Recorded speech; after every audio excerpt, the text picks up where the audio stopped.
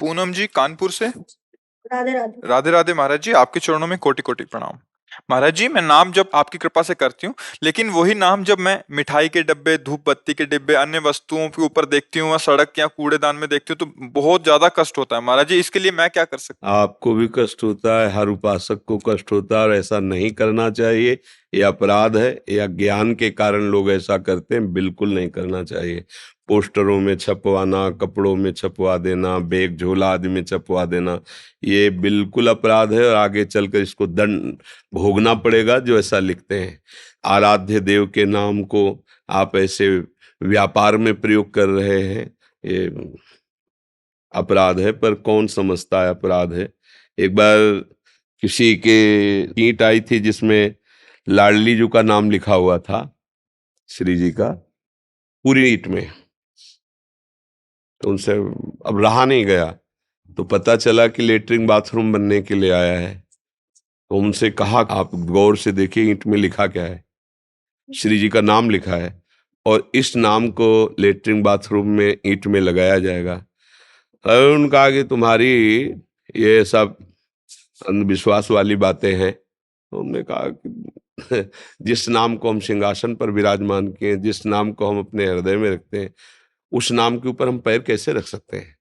अगर वास्तविक पूछा जाए, एक सामने राधा नाम लिख दिया जाए और कहा जाए इसे चलाओ, चलो इस पे पैर रखो, नहीं तो गर्दन काट देंगे, तो ऐसे हो जाएगा, पहले गर्दन काट दीजिए।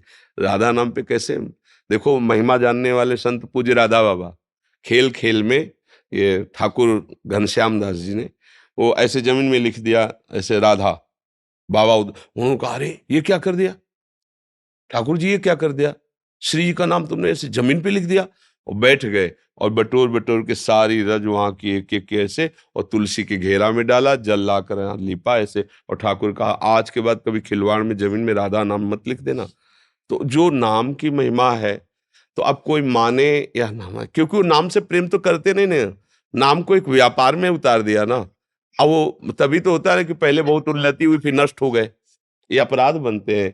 ये जैसे ईंट में नाम लिख देना है, यदि नाम ईंट का लिखा तो सिंहासन बनाओ, मंदिर बनाओ, लेटरिन बाथरूम ऐसे।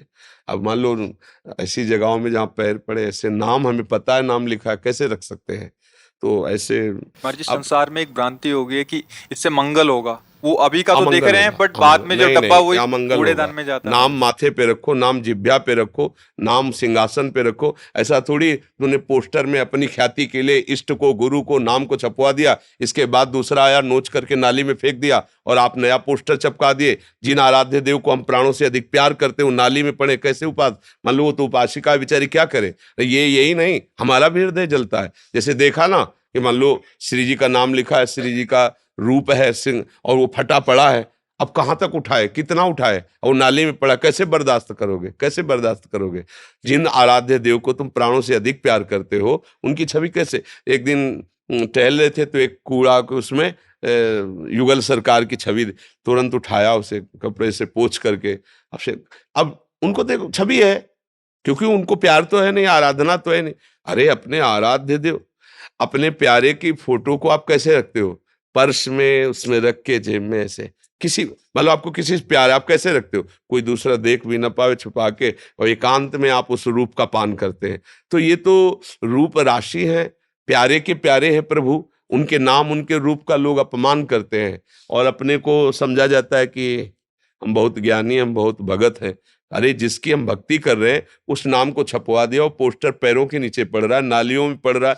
तुम्हें शर्म आती है। अपने यश कीर्ति के लिए अपने आराध्य देव की धज्जियां उड़वा रहे हो, आराध्य देव का अपमान करवा रहे हो। पर इतनी सूक्ष्म बुद्धि कहाँ होती है।